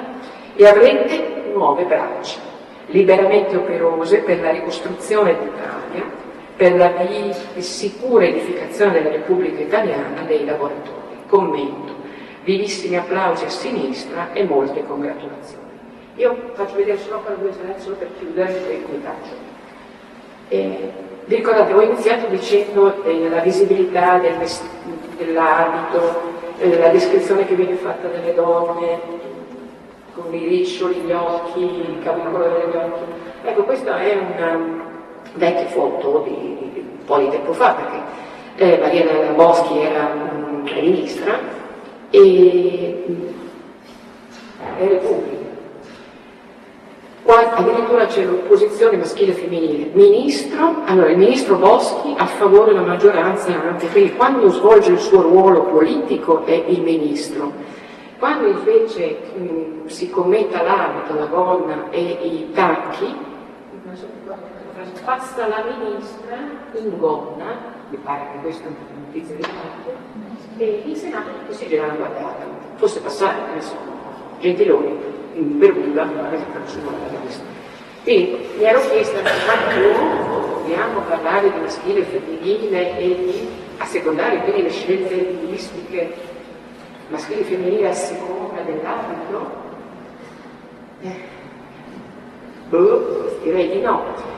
Poi, ricordando quello che ci diceva Teresa Mattei, da cittadine a che cosa stiamo diventando? Questo è lo stralcio, e soprattutto dalla parte sotto, del discorso alla Camera sulla fiducia di Giorgia Meloni, che vi ha fatto sobbalzare sulla sedia, ma non tanto per i contenuti, non entro nel merito, ma per le scelte linguistiche infelici. Peraltro si fa chiamare il Presidente, quindi è già infelicissimo.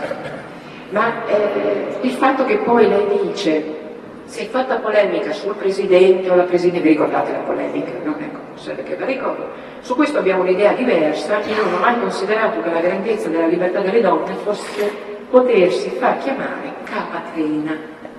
No, io ho pensato a cose più concrete sulle quali lavorare Barnes. Quindi evidentemente io che mi occupo di questioni linguistiche non faccio nulla di concreto, quindi dovrei fare qualcos'altro, e questo è il cosiddetto famosissimo Bellatrix, ci sono ben altre cose di cui sì. Certo che però, ragazza mia, la trena proprio no, perché trena, no, se no se c'è penno, se c'è quaderna, non c'è sveglia. Ecco, l'ho usato forse in maniera di dire, non lo so, ma per farvi capire dove siamo andati o andate.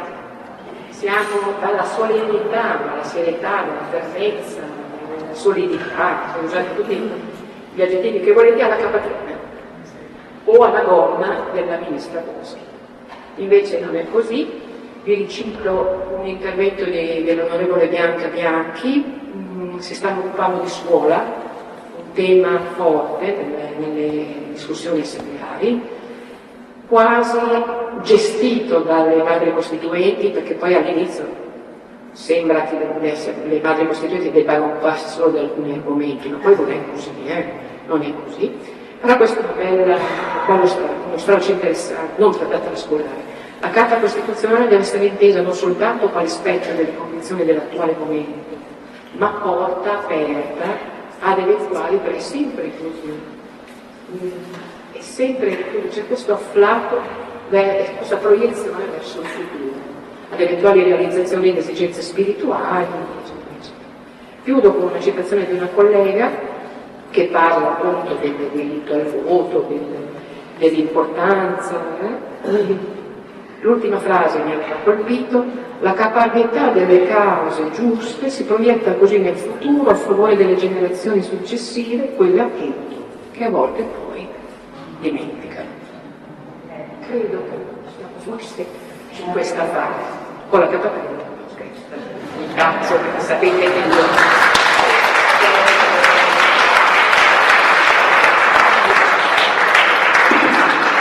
Non solo la quarantena, c'è anche, per parlare della mancanza di asili nido e del fatto che una non può allattare un figlio in ufficio, c'è anche chi si porta la figlia in Cina, a dispetto di tutti gli altri. Allora, io avrei ancora altre domande, però mancano 8 minuti. Ci sono domande dal pubblico? Altrimenti io eventualmente 2 parole faccio concludere alla professoressa Gonzani. Ma allora, avevo rimosso francamente questa cosa della Capatrina. Forse era una rimozione per la mia salute mentale. Comunque, diciamo, al di là di questa, comunque non è una questione, diciamo, rilevante l'uso della lingua per carica come la Presidente del Consiglio dei Ministri. Io direi forse che il modo migliore di chiudere questa conversazione, è stata citata tante volte Teresa Mattei, cioè molto simpatica anche perché aveva un carattere molto dirompente sopra le righe.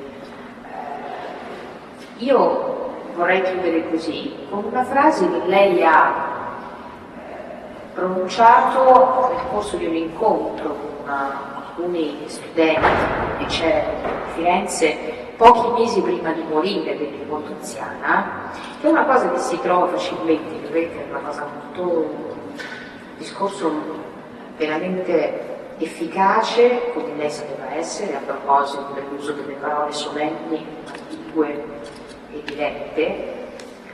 Quando raccontavano a questi ragazzi che cos'era stata la resistenza e che erano state anche le grandi speranze di quella generazione di donne e di uomini, chiude il suo discorso dicendo: noi da sudditi siamo diventati cittadini e ci siamo ripresi la sovranità da una casa Savoia traditrice, da un re traditore che ci aveva abbandonato.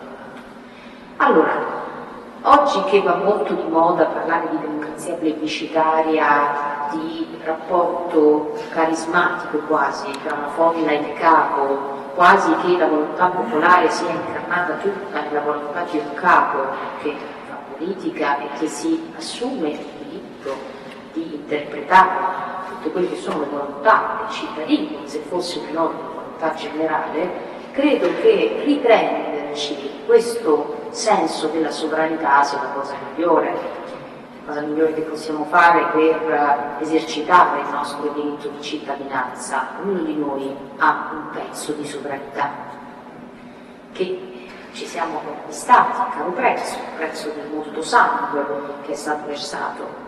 E quindi esercitare la sovranità è qualcosa di difficile, molto faticoso. Ogni giorno esercitare un pezzo di sovranità per mettere dentro le nostre esperienze, la nostra responsabilità di cittadini dentro le istituzioni affinché queste funzionino. In fondo è quello che dice sempre il Presidente Mattarella, quando dice che il legame tra istituzioni e cittadini funziona soltanto quando i cittadini si rendono conto per primi che cosa sia l'esercizio della sovranità. E questa secondo me è il valore di una democrazia ed anche la sua salvezza. Quindi io credo che forse il modo migliore per ricordare queste donne, la loro esperienza politica, quello che hanno portato dentro i lavori dell'Assemblea Costituente, quello che hanno portato all'Italia futura, in tema di diritti, di conquiste, che oggi vengono continuamente, diciamo così, messe sotto attacco, sia proprio riandare all'uso dei termini e far sì che quell'uso inizi.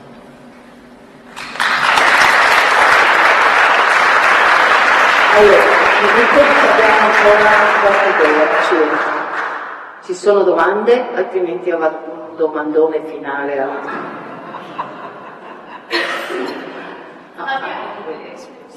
Però abbiamo visto che appunto questo metodo, questa collaborazione insomma, ha funzionato in passato. Adesso non funziona più e non funziona forse neanche più l'attività, chiamiamola così, politica di unione dei movimenti femminili e femministi che stanno operando in questo momento nel nostro paese. Come sarebbe possibile, secondo voi, cercare di riallacciare questi rapporti fra donne, queste collaborazioni? So che è una domanda difficile sulla quale anche noi femministe ci stiamo interrogando, perché c'è tutta una generazione nuova, un movimento nuovo di donne che hanno dei pensieri molto, molto avanzati, ma lo dico proprio da femminista di un'altra generazione, con il quale si fa difficoltà a dialogare più delle volte. Ecco. Pensate che sia possibile, in un momento che è molto delicato, dove ci sono proprio contrapposizioni politiche importanti, pensate che sia possibile in qualche modo riallacciare quelle alleanze, quelle collaborazioni all'interno sia delle forze di governo che anche come movimenti all'esterno?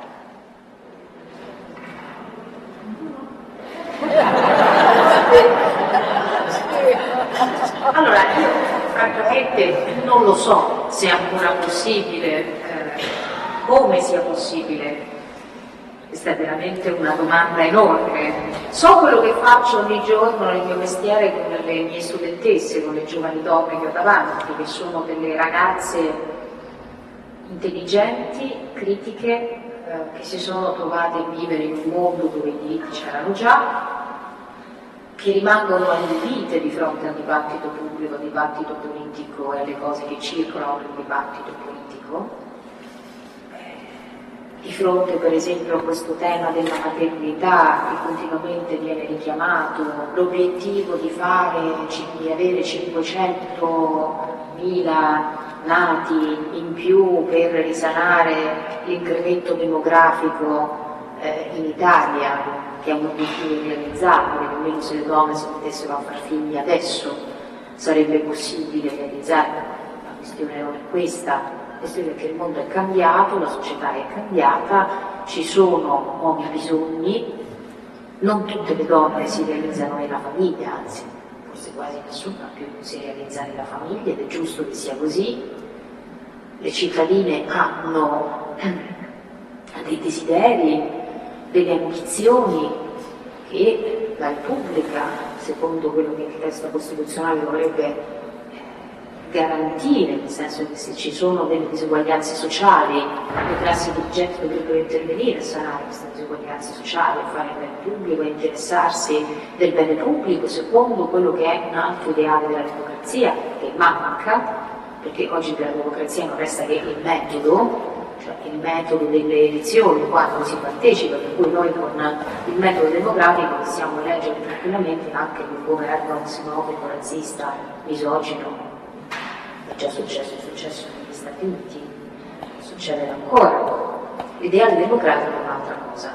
L'ideale democratico è quello che avevano queste donne e questi uomini che hanno scritto la Costituzione, cioè perseguire il bene pubblico, il bene dei cittadini, superare le disuguaglianze sociali, redistribuire la ricchezza, andare a sanare quelli che sono gli squilibri di una società.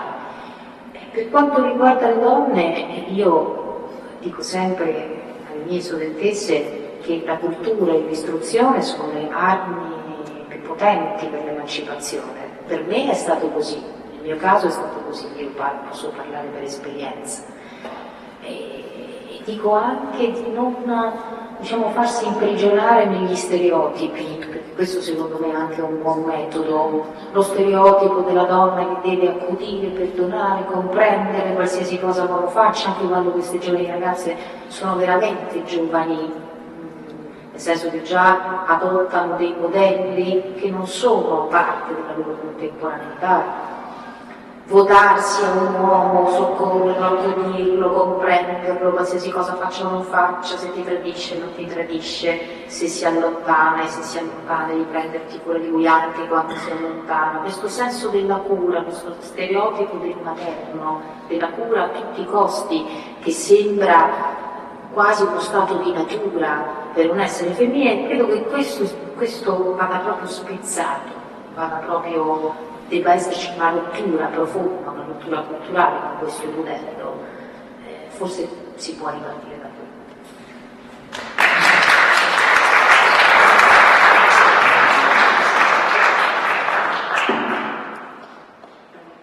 Rispondo ovviamente la prima parte, con le stesse parole, io non ho una risposta, anche perché poi non ho l'esperienza della conflittualità che facevi cenno, quindi probabilmente dico un po' più Irene o Frattardo, che non è vero ovviamente, però non sono così attento alle questioni del dibattito femminista o di questi scontri all'interno, credo, forse anche generazionali. Però ecco, è difficile paragonare quello che quelle persone, ma non solo ovviamente, chi ha confezionato quel testo, chi ha discusso e fino redigere quel testo non sia paragonabile a che sta succedendo adesso o che è successo qua la storia, insomma, sulla gravità tragistica si spara nel tempo, il contesto è completamente cambiato, venivano da una lacerante conflitto e quindi era forse inevitabilmente impossibile non proiettarsi verso il futuro. Adesso non lo so quanto ci proiettiamo verso il futuro, quanta voglia abbiamo. Vedo anche tra le studentesse e gli studenti, facendo riferimento allo stesso pubblico della famiglia, maggior preoccupazione. Non c'è c'è paura verso, ma non solo il futuro, ma anche il futuro più vicino, quasi immediato, dopo la laurea. Mentre quando sono laureata io più o meno già sapevo quello, ero molto più preparata, sapevo cosa avrei voluto fare, sono riuscita a fare, sono stata magari molto fortunata. Adesso e non è sempre colpa del Covid, che sono più fragili, c'è una fragilità che serpeggia in tutti i contesti, non solo. Quindi credo che se c'è conflittualità, perché a me piace la conflittualità, non è che mi dispiace, la diversità la fa bene, purché non sia più se stessa, ascoltando la televisione, la spiego, perché mi sembra una confusione, cioè tutti questi discorsi, poi non ho capito niente, ma avete colpa mia, no, proprio non è stato detto nulla.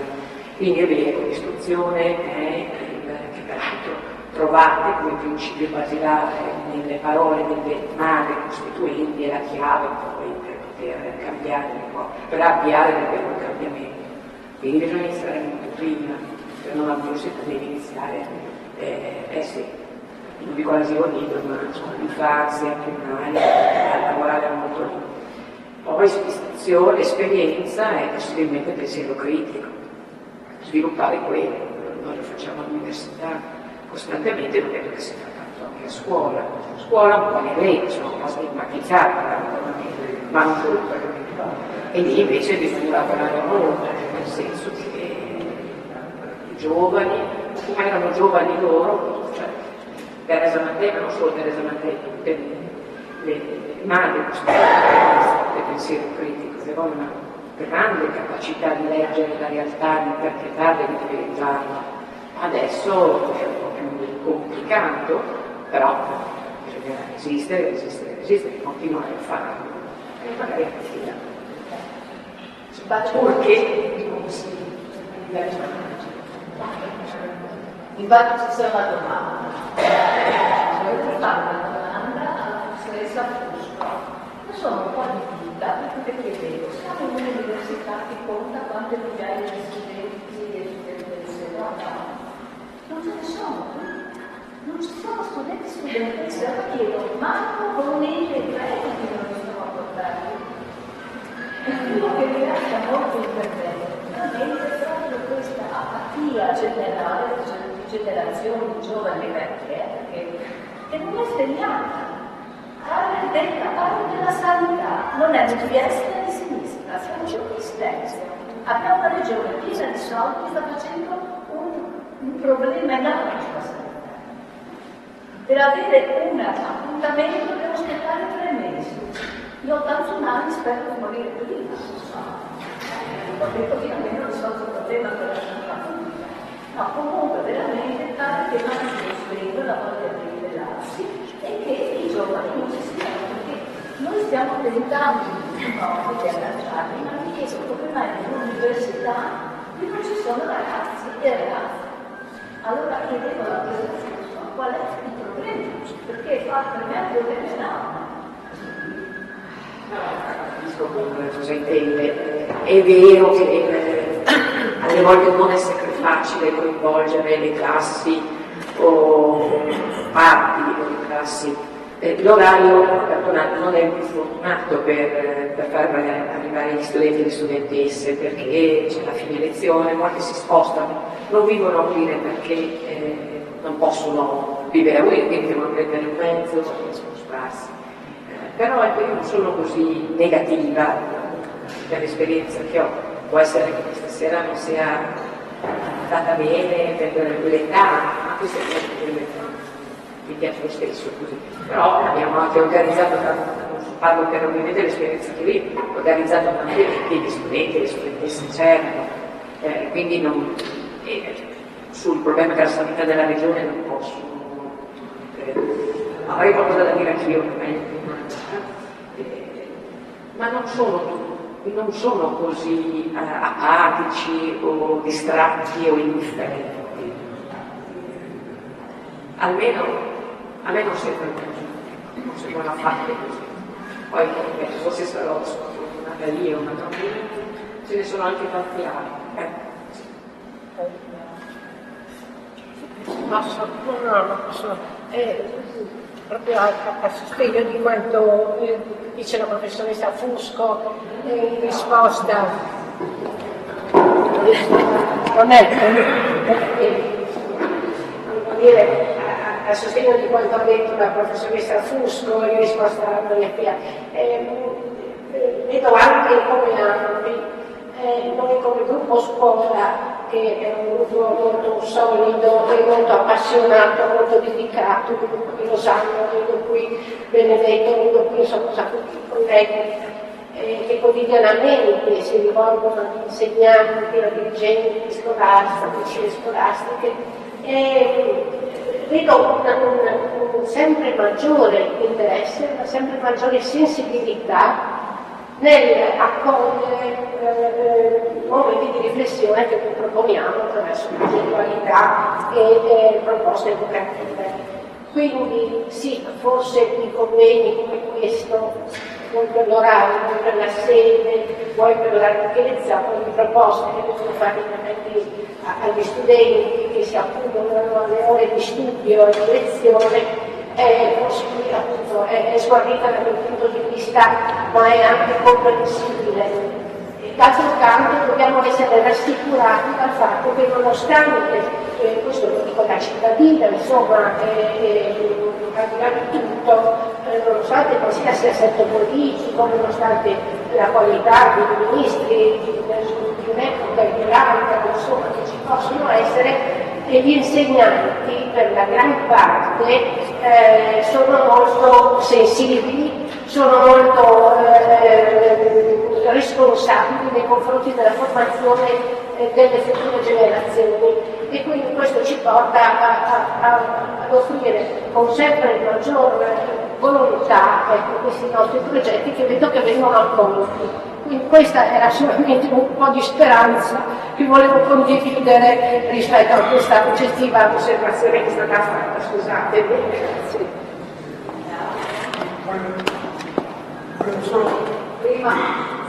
Volevo solo confermare e magari dare qualche indicazione in più.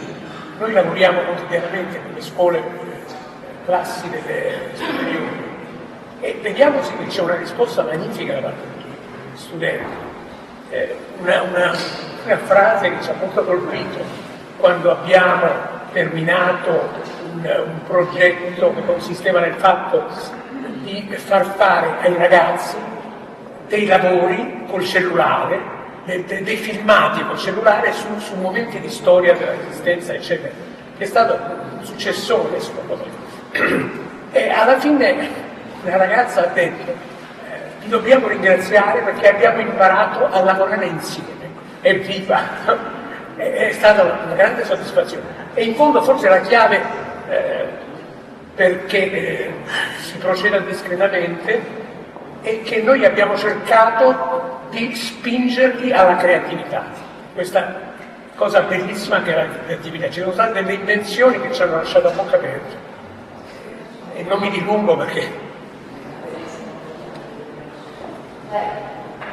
Io volevo riportare un discorso proprio sul tema del linguaggio. Leggendo le cose che ci ha proposto la professoressa Fusco, dei discorsi di Teresa Mattei, ma anche leggendo proprio la Costituzione, che ha un linguaggio così perfetto, che sembra veramente che ogni parola sia stata studiata con attenzione e che dietro ha una volontà, che è una volontà di unire il paese, di unire un popolo, di unire delle generazioni, e che riesce a guardare così lontano. Io vedo che adesso invece i linguaggi che vengono adoperati sulla stampa, sui media, nelle occasioni pubbliche, sono linguaggi sempre divisivi. Sono linguaggi che portano, sono carichi di terminologie, che sono di aggettivi che non sono quelli così belli usati, la solennità e altri aggettivi che ci ha mostrato. Da cosa ripartire per costruire un linguaggio che sia un linguaggio di rispetto non solo tra generi, ma tra generazioni, ma rispetto proprio anche delle istituzioni, tutto quello che ha ispirato queste persone che invece erano nutrite da valori molto ampi. E non so, e non credo che sia stato solo il fatto che uscivano da una guerra, da momenti così spaventosi, perché adesso ne abbiamo le ragioni per uscire da questo modo terribile che ci circonda, fatto di guerra, fatto di lotte, di disunità. Come si fa a costruire un linguaggio?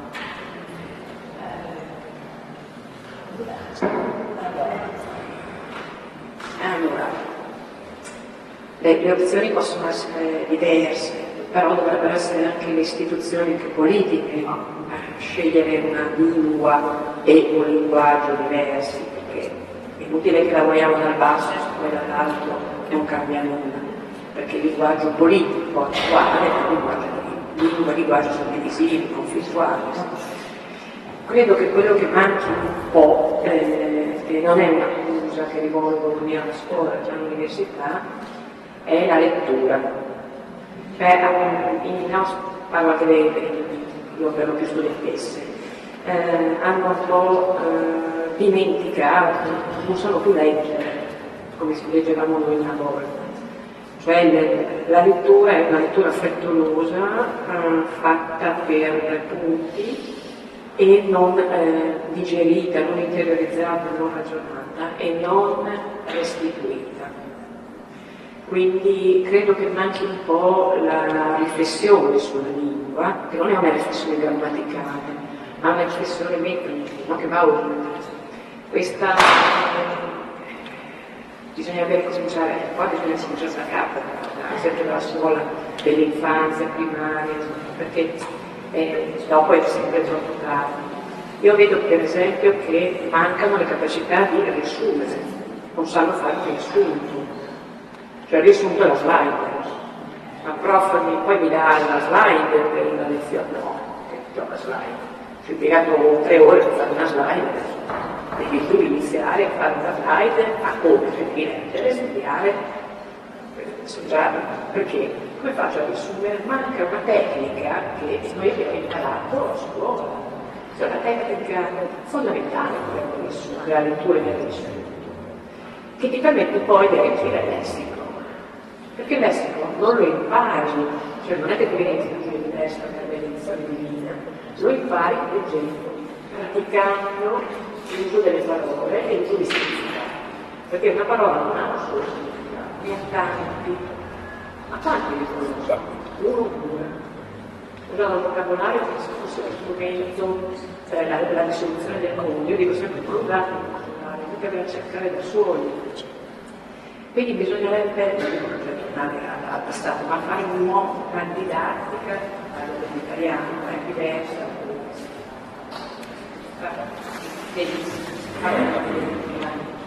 La linguista noi, cioè, mi lavoro con le scuole, mi lavoro con gli insegnanti, sia in fase primaria che secondaria, sono insegnanti che però sono appena usciti appena laureati, quindi oppure ci sono degli studenti già in servizio che però hanno esperienze diverse, però arrivano già dall'università con alcuni limiti, e quindi bisogna ricominciare un po' da capo, bisognerebbe avere un'attenzione nei confronti della scuola che è un'attenzione diversa rispetto a quella che abbiamo, sento adesso dal ministro, l'attenzione più seria, più solida, anche interventista. Delle relazioni concrete, perché sennò dobbiamo fare tutto da soli, così facciamo. Grazie.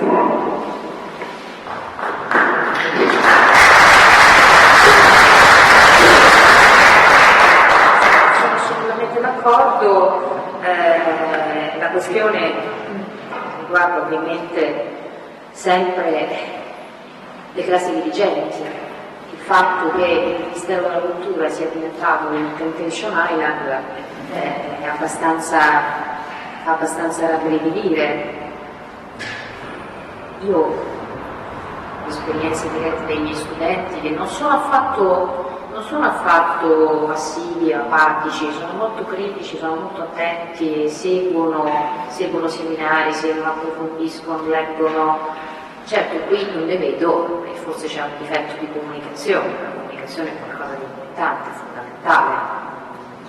Adottare nuovi metodi di comunicazione e saper scegliere delle parole nuove e parole nuove, questo è anche il nostro mestiere, il nostro obiettivo, esattamente come quando scriviamo, non possiamo più avere la pretesa, parlo da insegnante, da universitario, di parlare solo a un ristretto circolo di colti o di eruditi, ma di parlare un po' a tutti, perché questo è il nostro obiettivo, perlomeno chi di mestiere fa lo storico, non vuole fare lo storico, perché c'è anche una dimensione pubblica nella professione che svolgiamo.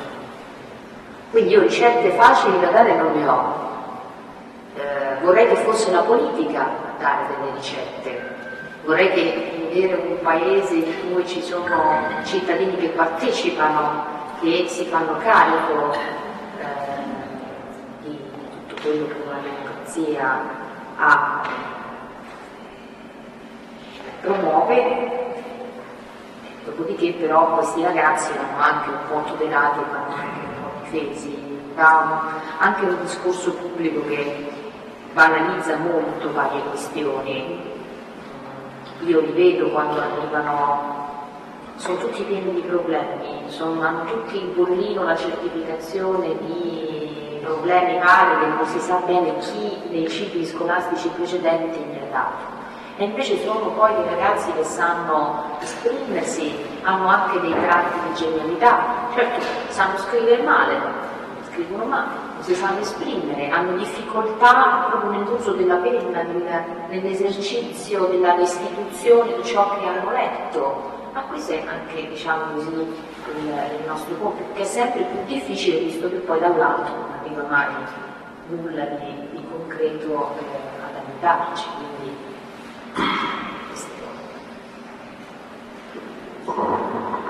allora, io ringrazio la professoressa Michela Bolzani, la professoressa Fabiana Cusco, il pubblico che ha resistito nonostante questa stanza freddissima. Vi auguro una buona serata e ci vediamo tra circa un mese con l'ultima conferenza. Grazie.